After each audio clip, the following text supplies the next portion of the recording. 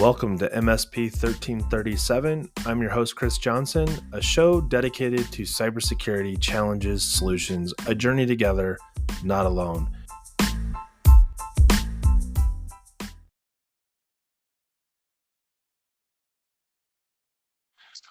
Well, there you go. Welcome, everybody, to another episode of MSP 1337. I'm joined this week by Charles Love of ShowTech Solutions. Charles, welcome to the show. Thanks, Chris. Appreciate it. Hey, this week we're running a little late on getting stuff posted. I had a few cancellations and I had got a new computer and I lost a few recordings of episodes that I was ready to publish. But such is the world of technology and tools. Oh, tools. Let's talk about tools today. We were reminiscing before we started the show about tools, maybe less from a cyber standpoint and more from what we experience in the physical world. I'll let you go first because it was a wow factor for you. So please share about your discovery of tools. Yeah, so one thing that's kind of actually neat, and the tools we're talking about are not like software tools yet. It's more like things that go in your text bags, right? Yeah. And everybody has like their thing, right? The neat thing that they have. But my son recently got a job where he's like manufacturing things, and in the thing that they manufacture, there's actually an IT cabinet. And he has worked at ShowTech last couple years on and off. Like he helps around the office, he helps me mount things, clean up wiring, just like the general helper, right? Whatever I need done, he helps with.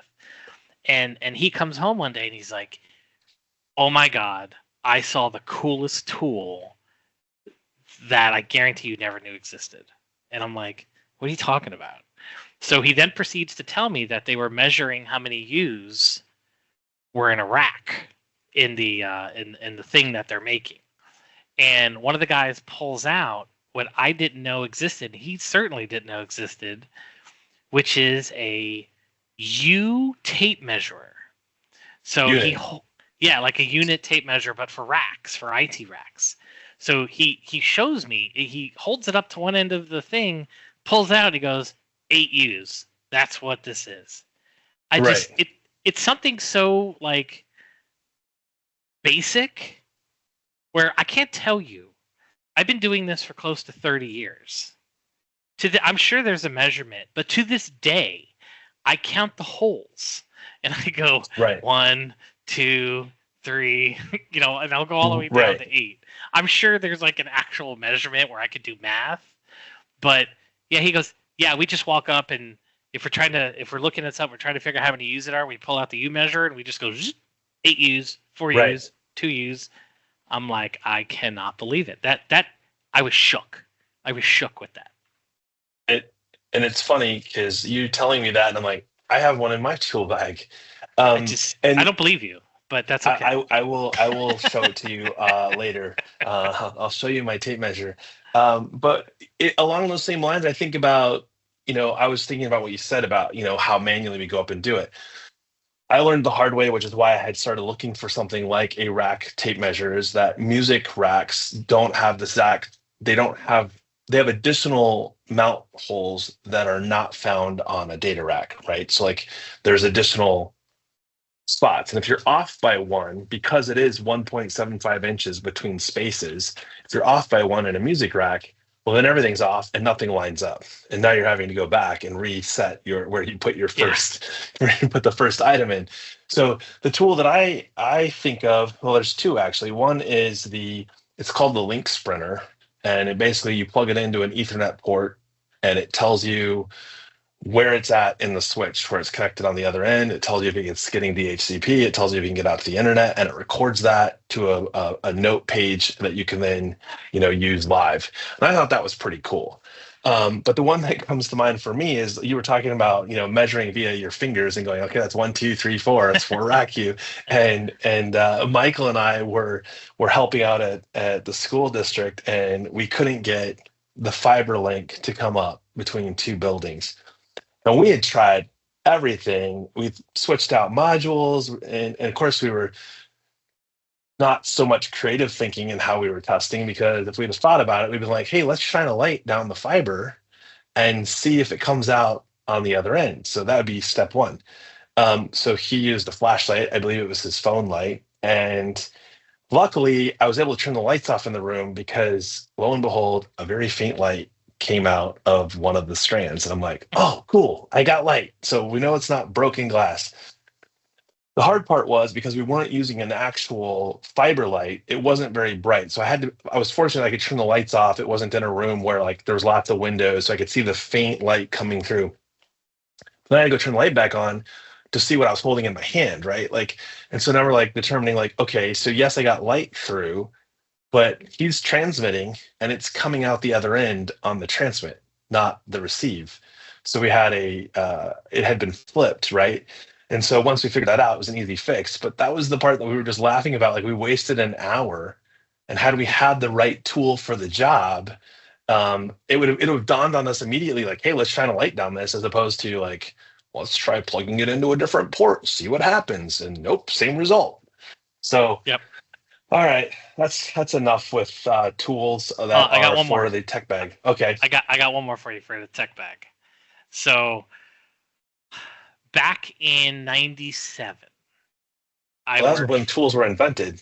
Yeah, I worked for a Novell consulting company, and during my off time, I would have to make patch cables Oh, because that's what you did, right? Now that's I think it's called hazing because you can't make the new guy sit there and do meaningless work, right? right. But we didn't have monoprice back in the day, right? Oh, right.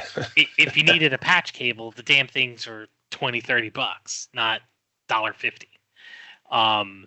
So in my brain, like I will go to the grave knowing white, orange, orange, white, green, blue, white, blue, green, white, brown, brown. I just will. Right. And I will tell you, I was at a trade show or something, and some dude had a shirt that literally said white, orange, white, green. I just started laughing because I knew exactly what it was. Right. Right.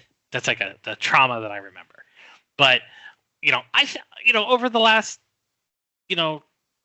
28 years or so, I'm pretty good at taking an end and doing making all the things little straight and crimping Yeah. and all that stuff. And then one of my techs here pulls out this thing called an Everest tool. And I go, that's like nonsense. Like, what are you doing? And he goes, all right, go make a patch cable and I'll make one too. So I'm like, all right, cool. So we kind of had a friendly thing.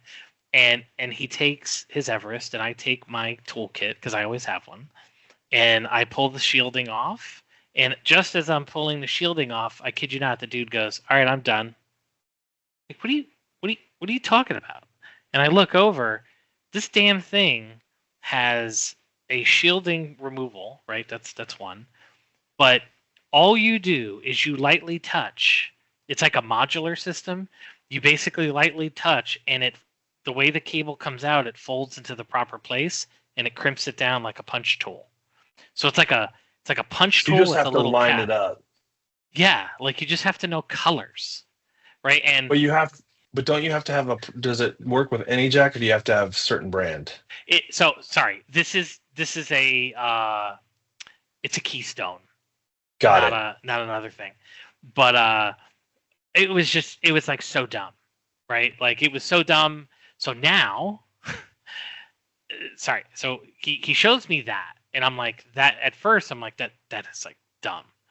Now, when I look at somebody making a normal patch cable, I'm like, ugh, that's like Peasants. Stone Age. And then Right. he shows me the freaking pass-through Ethernet RJ45 end.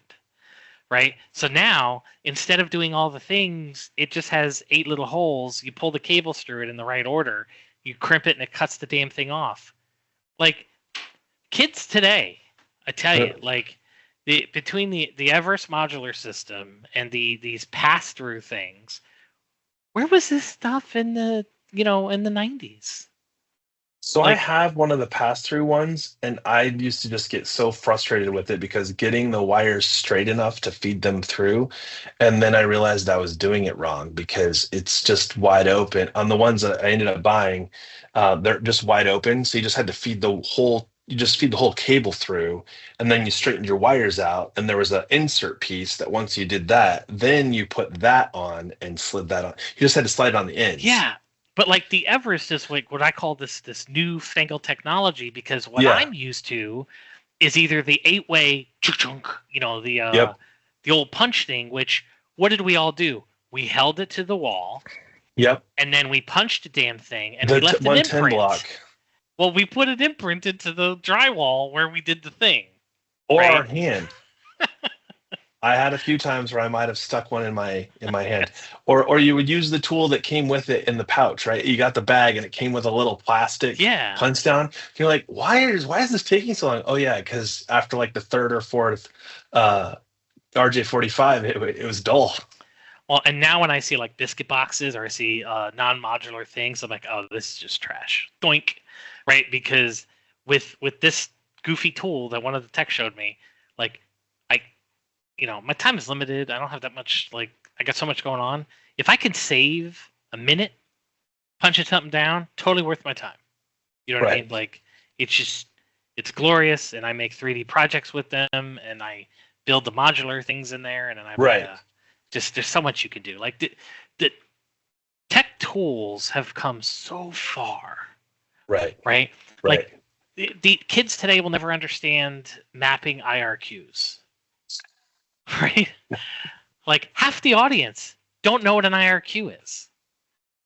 Or jumpers. Tell them. I don't even remember what it is. It was like ancient technology where like you couldn't that's how it operated. That was like the frequency or the bus, or I don't know. Well, not to go too far down the rabbit hole, but do you remember the big huge CRT monitors that had the BNC connectors on the back? Yep. And notoriously you'd get call in because they were having problems calibrating the monitor because they plugged the red or the green into the wrong one, and they couldn't get the color calibration right. And they'd gone so far with like contrast and saturation. You're like, you have them plugged in wrong. Yeah, it's so funny because like a lot of tools are making a comeback, right? I'm sitting at, I think it was a PAX 8 Beyond or something like that. No, it was NerdioCon, and Microsoft is there, and they're unveiling this cloud-connected device it has no operating system on it. It connects to Microsoft 365 or it connects to AVD. And I had like some employees with me who were like kind of young, like 30s, and they're like, okay, oh my God, they should bottle this and sell it. Like this is amazing. And I'm sitting next to my buddy Kevin, and I go, is he really freaking out over thin client? Like, this is a thin client. They're just calling it a cloud connected PC. It has no OS. It connects to a terminal server. Like, are we just recycling technology? Like, is that what's happening? Yeah. So funny. I think you bring up a really interesting point in transitioning from physical to the digital world of security, in that internet connectivity, networks in general, for a long time were done terribly, right? You had an internet connection that worked, but like your download speed was faster than your upload speed, and managing the quality control and prioritization of traffic and all those things that go with it. And so things like terminal server and some of that were, if you had one, you're like, this is great because I don't have any bandwidth anyways. And then you got better computers, better internet connectivity, and you moved everything locally so you could work offline because you might need to, because the internet might go down.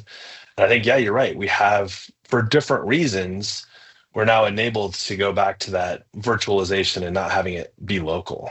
Well, what about when broadband first came out and you had a network jack for download, but you had to use a modem for upload? Oh, geez. Right? Do you remember that?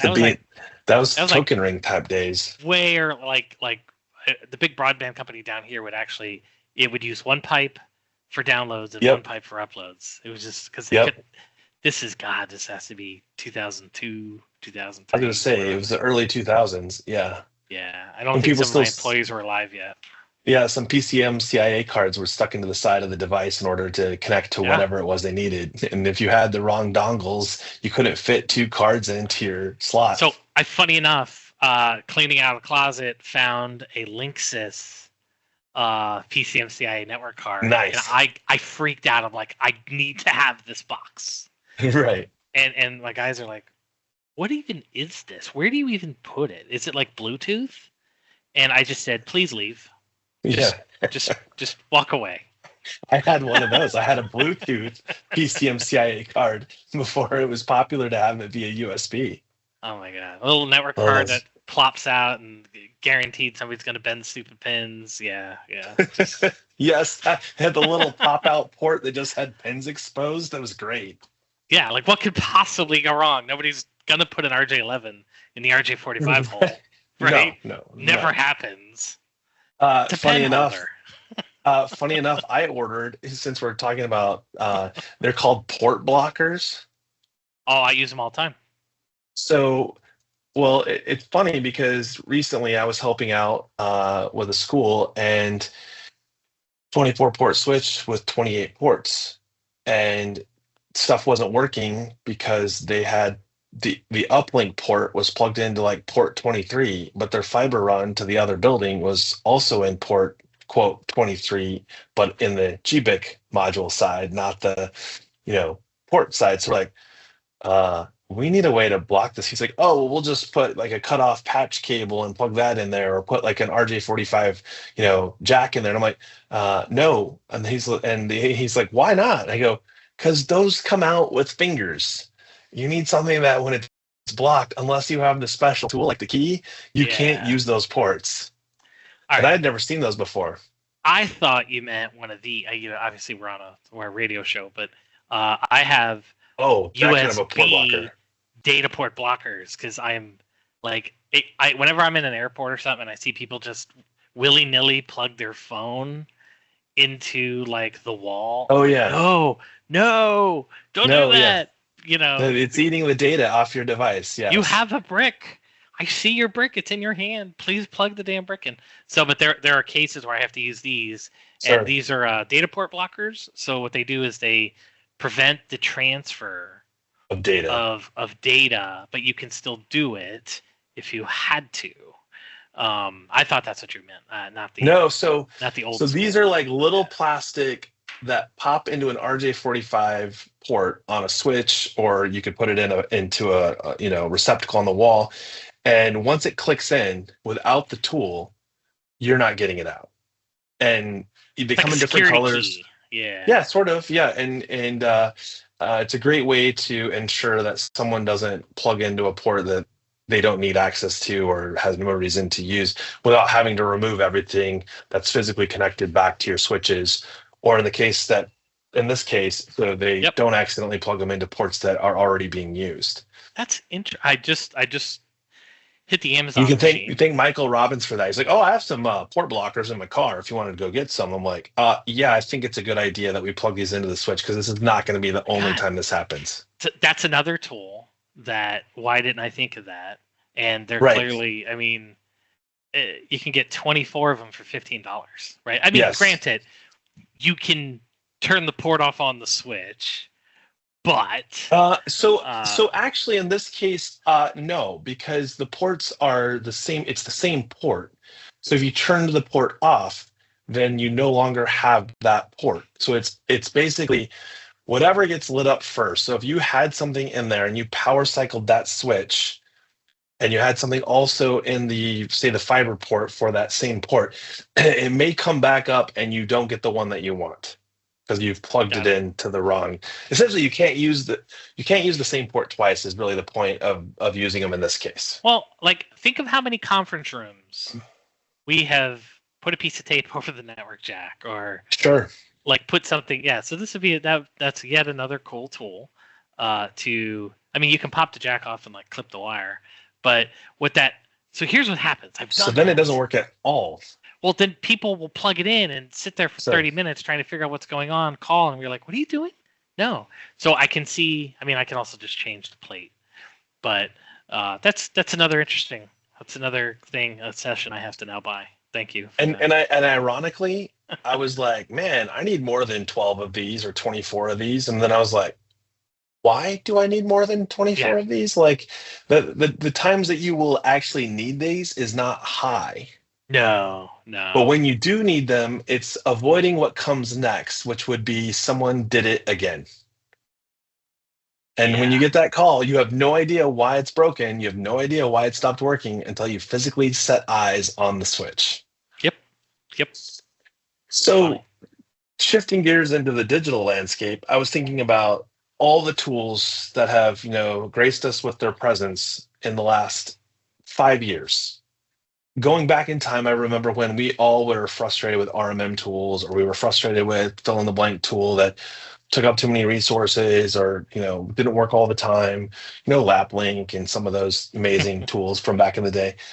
But I was on a call recently, and I won't say who the vendor is, but they basically showed me their platform and the products that are inside that platform. So you don't have to use all of their quote tools that are inside this platform, but all of the tools were built inside the platform. Like the platform, the single pane of glass, and the products that make up their suite of tools were all built with the same goal in mind. Like it wasn't oh look, we should buy that MDM or that XDR or that mail scanning or whatever it was, and then we're going to put it into a single pane of glass.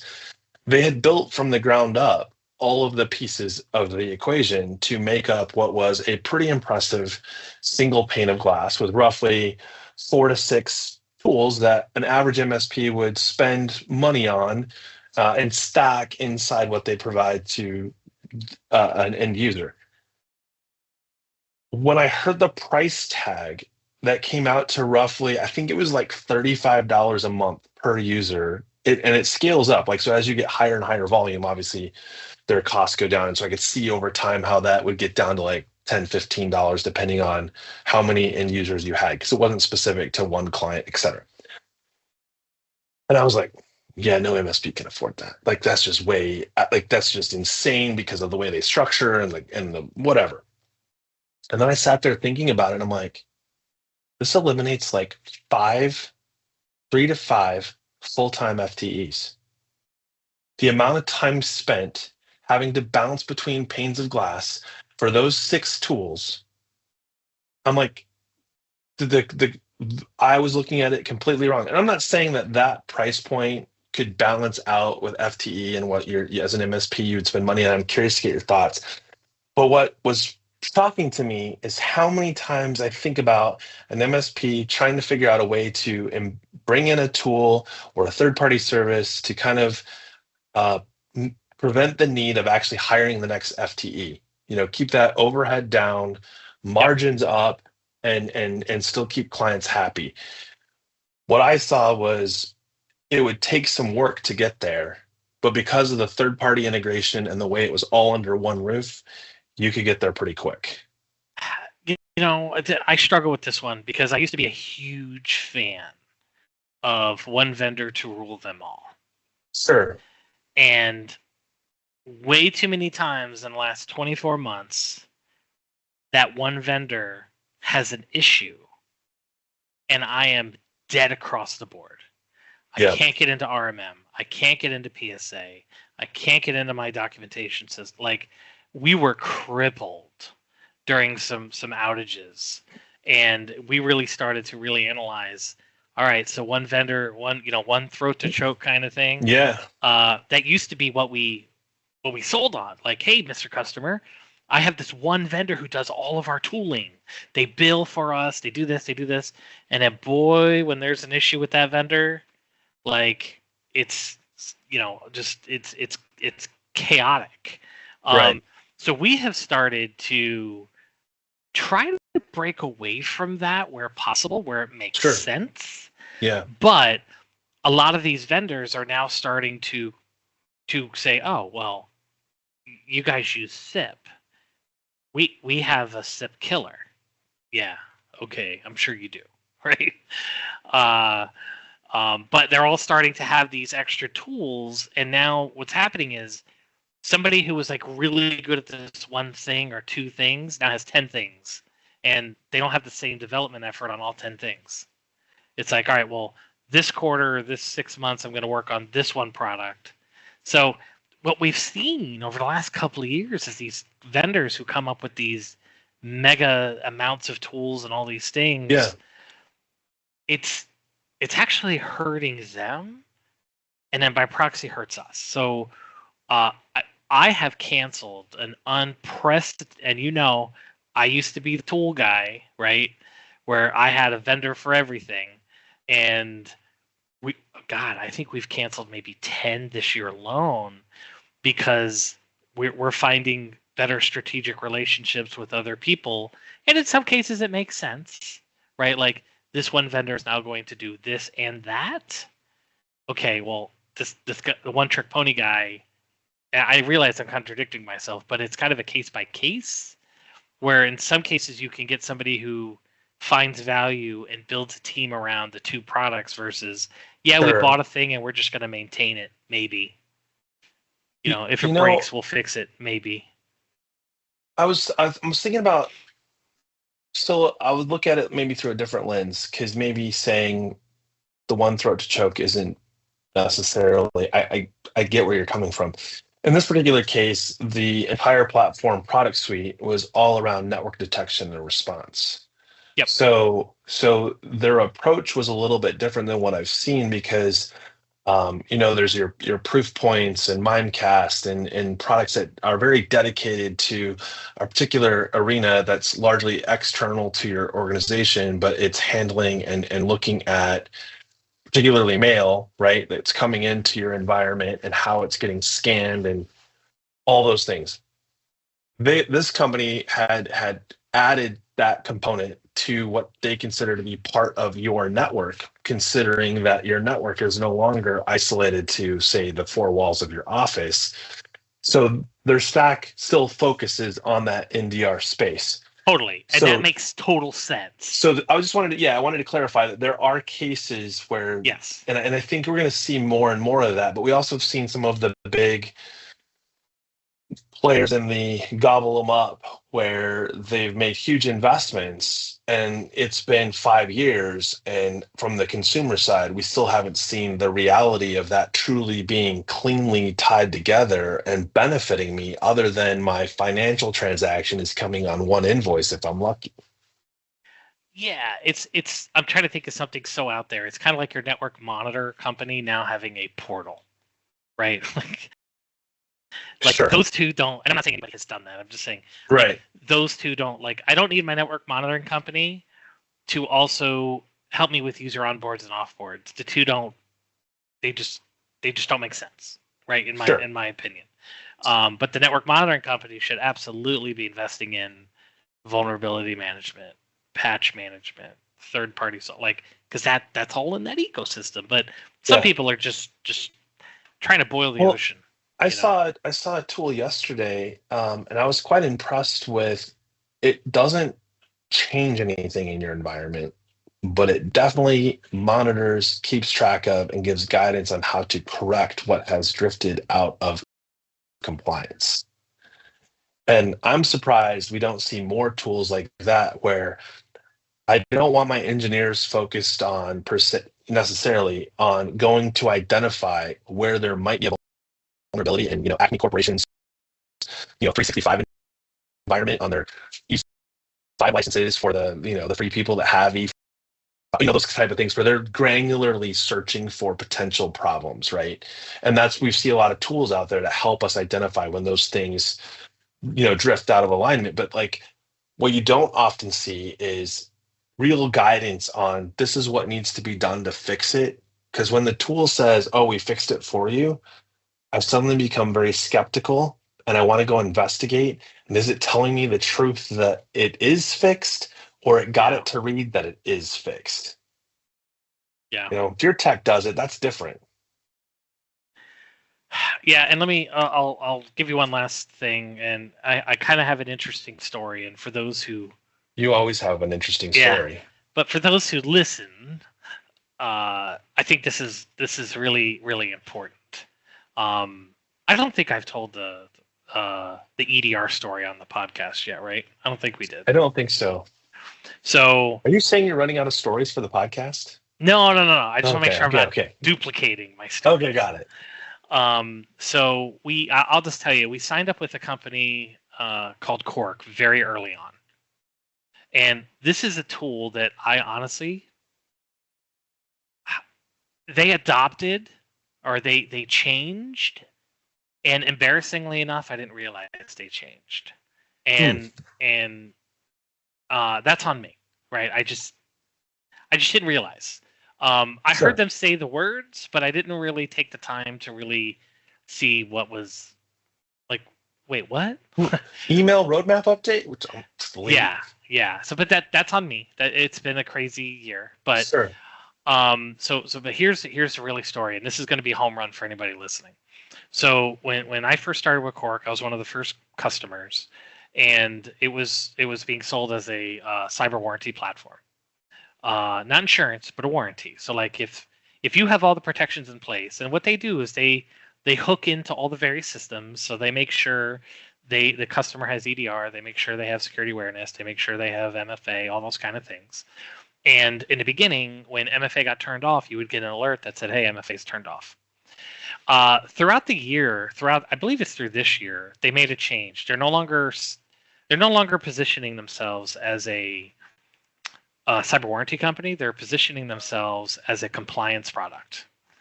And I've spoken to Dan and a few others over there. For whatever reason, and it's on me, I missed that messaging.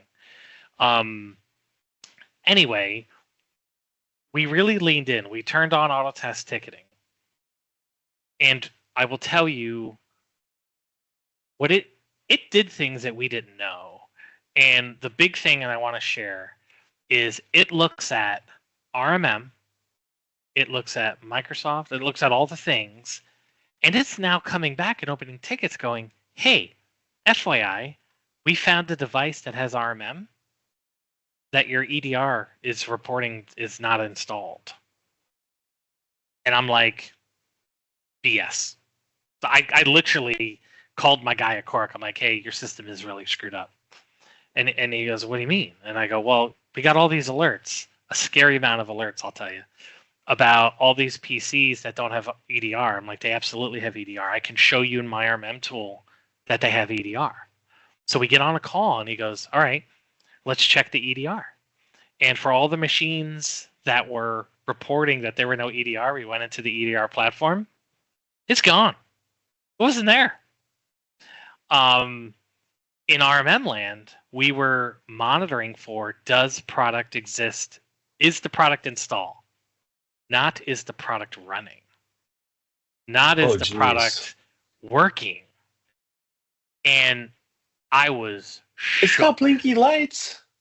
I was shook, man. And it really got me to think. So like for our EDR platform in RMM, we basically say, "Hey, if software EDR name exists, thumbs up," Right. right? And honestly, that's how we've been operating. So you're basically we're saying we have inventory, Yeah, that's how we software were. inventory. Yeah, and we had a widget that said, "Hey, if EDR software wasn't found, um, Install add it the again. widget," and then I had automation that would install it. Well, unbeknownst to us, EDR was broken on a decent amount of machines, and when EDR breaks, it purges out of the portal after so many days. So huge risk, right? But Cork helped us close that risk gap. And what we learned from this whole thing, and this is the takeaway for today's episode, really, tools are cool, but this is a really big one, is for the EDR, we now monitor for running services, not the existence of, is it installed. And I will tell you, it's been a month of nightmare to fix all of the issues. But I really think the next big thing, I think everyone's going to jump on that Cork idea, which is, hey, and what they do is I have like, I don't know, 15 integrations. It's cross-referencing that does this user have MFA? Does this user on their computer have EDR? Do they have RMM? If they have a backup, it's doing all these cross checks that I never thought of doing. I was like, Right. we have 2,500 licenses over here, and we have about 2,500 licenses over here. I'm sure it's totally fine. We do approximate billing. Yeah. No, but like that's a So gap. So for us, it was a really big eye opener. so adding to that, if you just tying it to the trust mark for a second. On the one hand, you've got software inventory, which you were doing just fine at. You were like, it's installed, it's part of the Yeah. approved software stack, it's supposed to be on that machine, it's part of the baseline configuration. On the other hand, when you get into, your network management and your configuration management and vulnerability scanning, you had in some respects reduced it down to, if I see it, move on. Yes. And I don't mean you specifically, like I don't think this is a unique ShowTech. This is like, what other product services are installed on a machine that are not running or aren't configured correctly? And I'll dumb it way down. Let's just say for a minute that everybody in your organization needs to run Adobe Acrobat Reader, and you want it running in the background all the time. Technically, if I follow the logic that you were following before, you see that Adobe Acrobat Reader is installed Yes. until you get a ticket from your end user that says Adobe Acrobat Reader won't work. How many ticket avoidance can you create by making sure that the things that should be running versus installed are happening? Yeah. So we're taking our whole stack and we've been modifying. So like we're big fans of DNS filter, right? Sure. So the check is DNS filter installed? Not is the DNS 127002 or is the service not running? So we're taking all of our what I'll call important products, and then now instead of monitoring for does it exist, Right. it is now A, does it exist, and B, is the service, if it's supposed to be running, is it running? And we're using the Cork platform, kind of what I call it Overwatch.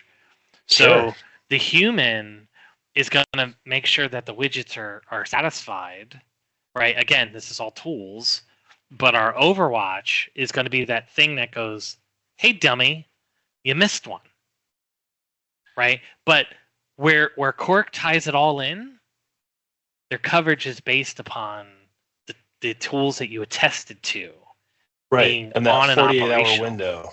Yes. So if a machine doesn't have EDR, right, for whatever reason, that somebody uninstalled it temporarily, whatever, it Sure. doesn't matter. And if they do get a breach, then Cork, I don't think they will, but Cork has every right to go, hey, we warned you this box didn't have EDR. You had a situation, they could potentially deny the claim because they gave you all of the information that you did nothing with. So, Well, and that's risk management by its very nature, and 100%. choosing to know when to make those decisions.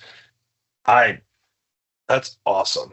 I have to say that's just like, and funny enough, I think it went back to single pane of glass, right? Even though the Yeah, tools aren't in a single pane, you're using one tool to sort of quote rule them all, rule them one all. throat to choke. Yeah, Yeah. Like, yeah, yeah, I mean, I think, and when you think about the challenges that you have as an MSP, and I go back in time, you remember the days when, you install the firewall, and unless they called you to add a rule, that was firewall management. Like yeah, it wasn't like any wasn't a concern of ours. It was whether or not the client wanted, deny all but allow yeah. individual things out. So I think that's a great thing to leave everybody with. I think we can just stop right there. For those of you listening, this has been an episode of MSP 1337. Thanks and have a great week.